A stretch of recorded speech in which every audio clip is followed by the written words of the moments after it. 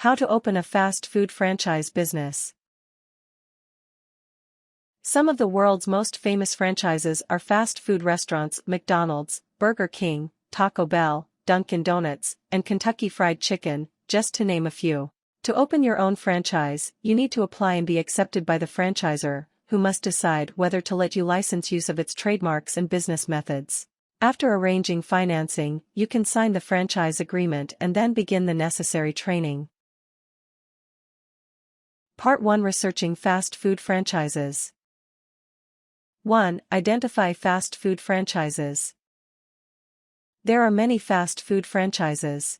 Some are nationally known while others are newer and less known. You should consider your interests and then research what is available.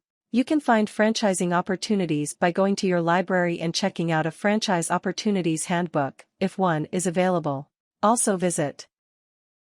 2. Consider whether you have the money to open the franchise. Franchises can be incredibly expensive.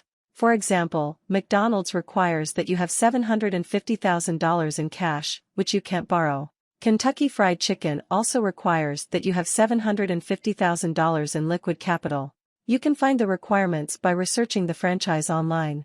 Also pay attention to estimates of total start-up costs. Kentucky Fried Chicken estimates that total startup costs will be $1, $262,800, $2, $543,000.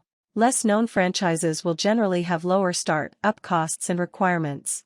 For example, the Earl of Sandwich franchise has an estimated total investment of $331,600,485,200.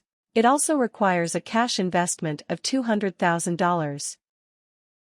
3. Talk to current and former franchisees. You want to do as much up-front research as possible. Opening a franchise is a huge financial and emotional commitment. You don't want there to be any surprises. To that end, you should contact current and former franchisees and ask them questions. For example, you could ask the following. Have they faced any problems with the franchisor or with the business plan? If so, how did the franchisor address those problems? Did the franchisee have the necessary experience and skills? Were training programs adequate? How would they describe the relationship with the franchisor? If the franchisee left the business, were they pushed out by the franchisor? Why did they leave? Did the franchisor allow former franchisees to fix any problems? How much time were they given? Did the franchisor help the franchisee sell their business? 4. Check if complaints have been filed. You don't want to invest money and time in a franchise if it has a poor reputation or a history of mismanagement. You should do some research in the following places. Better Business Bureau. Visit the BBB for the city where the franchisor has its headquarters. Look to see if any complaints have been lodged. Your state's franchise agency, which is usually part of your state's attorney general's office. They collect complaints related to franchises. 5. Assess your abilities honestly. Starting a new business is exciting. However, you could be setting yourself up to fail if you don't have the necessary skills. You should honestly self-assess. Consider the following. Do you have the skills to manage a business? If you don't, do you have the drive to learn those skills? Can you survive financially if the franchise is not immediately successful? It might take you a year to break even. Do you have strong enough credit to get a business loan? How much time can you commit to the franchise? Part 2: Applying to a franchise. 1. Submit an application. Once you have identified a franchise you are interested in, you should contact it. You can generally contact franchises online or by phone. Look on the franchisor's website. You may have to complete an application before going any further. The application will ask for detailed personal information, such as the following frowny face image: open a fast food franchise business. Step 5. JPG Center. Information on prior businesses that you've owned. Whether you've been involved in lawsuits. Location preferences for the franchise. Educational background. Detailed employment history. Personal financial statements, including assets, liabilities, net worth, and sources of income. 2. Analyze the franchise disclosure document.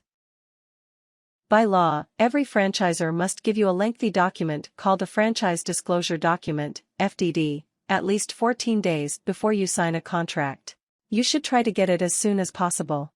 The FDD contains important information that you must closely analyze before deciding to go ahead with the application. The following are some of its more important contents. History of the company and the executive's business experience. If you've never heard of the franchisor, then make sure the executives have sufficient business experience. Litigation history, whether the franchisor or its management team have been sued. The FDD should also document whether the franchisor has sued its franchisees. Pay attention to multiple lawsuits involving fraud or misrepresentation. Initial fees and other start-up costs. Restrictions on a franchisee's ability to buy from certain suppliers. The franchisor might require that you buy only from certain vendors. Your obligations as the franchisee. Potential franchisor help with financing, training, and advertising. Also check whether you are obligated to pay for training and how much you must contribute to advertising. Audited financial statements. You should get statements for the past 3 years. 3. Seek the help of professionals. You probably can't understand most of the FDD by yourself. Accordingly, you should get help. You should hire a lawyer to review contracts and legal information and an accountant to analyze the financial information. You can get a referral to a franchise lawyer by contacting your local or state bar association. You can find the nearest bar association by visiting here. 4. Attend a discovery day at corporate headquarters. Many franchisors offer discovery days, where you can attend corporate headquarters and tour the facilities. You also can ask management questions. You should try to attend the discovery day. Not every franchise will have a discovery day. Some now have virtual tours and seminars you can watch online. Don't leave discovery day without a business card.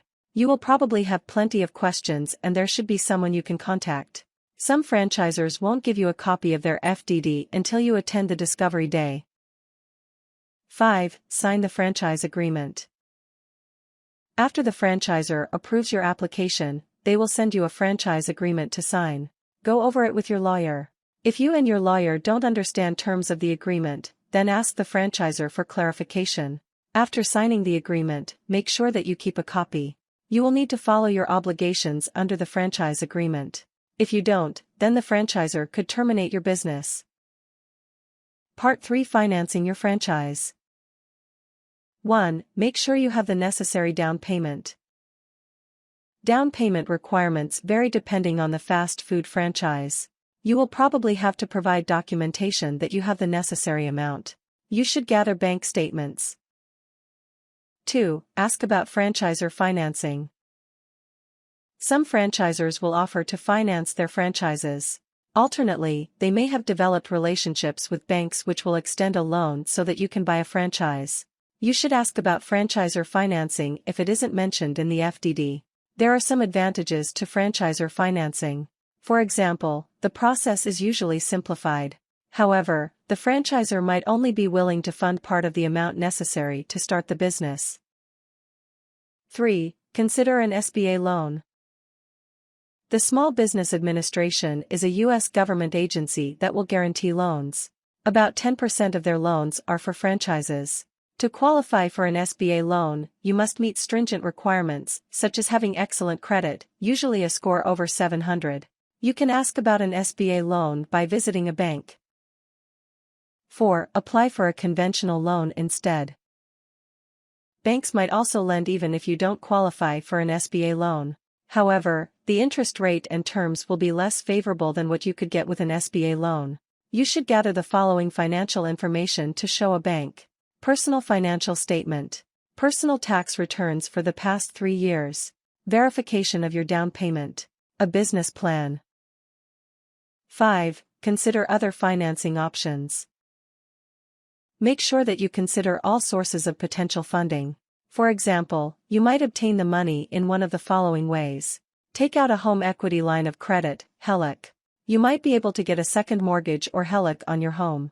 If the business fails, however, you can lose your house. Use money in a retirement account. Instead of taking an early withdrawal, you set up a C corporation and roll over your retirement fund into it. This corporation then owns the franchise. Think carefully before doing this because you could lose your retirement savings. Find other investors. Other people might be willing to go into business with you. You can pool your resources. 6. Pay upfront fees to the franchisor. Franchisors charge required fees, so you need to pay that money soon after signing the franchise agreement. The fee amount will depend on the franchise, but you should have known the amount before signing the franchise agreement.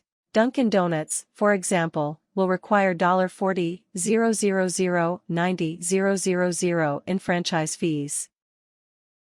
Part 4. Preparing to open the franchise. 1. Find a location to open. Your franchise plan probably has requirements for where you can be located. Ideally, your franchisor will help you find a location, and they may have established relationships with commercial real estate owners. However, the amount of franchisor help available will vary.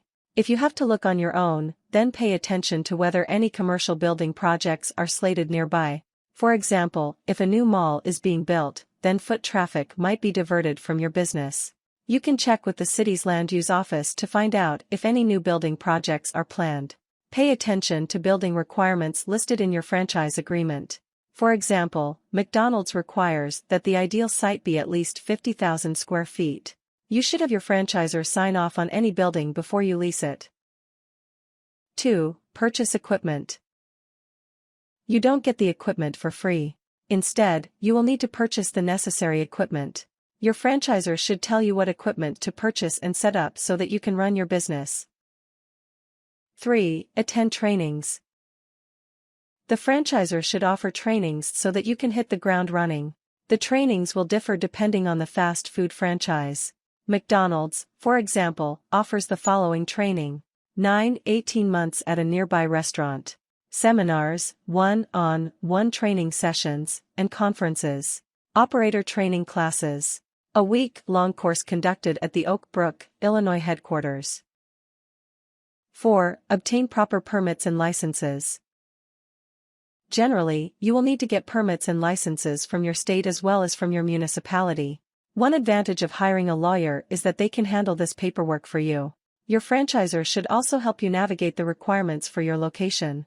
Fast food businesses are closely monitored by the government. You must meet minimum health and safety requirements, and you can expect to be visited by inspectors after you open. 5. Hire staff. Your franchisor may have particular applications that you must use when recruiting staff. They may also be able to provide you with help recruiting staff. Always check with your franchisor. Pay attention to staff with prior fast food experience, particularly experience with the same franchise. Remember the importance of asking for and checking references. If someone left a previous job working at a fast food restaurant, then they might have been fired. Part 5. Opening your business. 1. Think about a soft opening. With a soft opening, you open the business in order to work out the kinks before your grand opening, which will be heavily advertised. At the end of the soft opening, you and your team can assess how well you did and address weaknesses. You should still prepare for a soft opening so that there are no major glitches. Make sure employees know how to operate the cash register and how to make change properly. You only get one chance to make a first impression. 2. Plan a grand opening. The grand opening should be heavily advertised, and your franchisor should provide marketing support and guidelines for a grand opening. There may even be a corporate team that will swoop in and help you. Plan to use banners, balloons, signs, and ribbons that suggest a grand opening theme. Also think about giving away door prizes or offering certain items for free. This can build excitement and goodwill. If possible, invite the mayor and city council members to attend. They can help you cut the ribbon as you open your new business. 3. Advertise the opening. Choose a date when you know people won't be busy. For example, don't pick the 4th of July as your opening, since many people are not visiting fast food restaurants on that day. You should try to reach people using many different methods of advertising: TV and radio ads, print media ads, social networking posts. 4. Continue to meet your franchise obligations. As a franchisee, you don't have total control of your business. Instead, you must meet all of the obligations spelled out in your franchise agreement. For example, you will probably have to do the following at a minimum: contribute to national and regional advertising. Typically, you must contribute a certain percentage of your sales to pay for advertising. Pay royalties for the use of the franchisor's trademarks. For example, Dunkin' Donuts requires an ongoing royalty of 5.9%.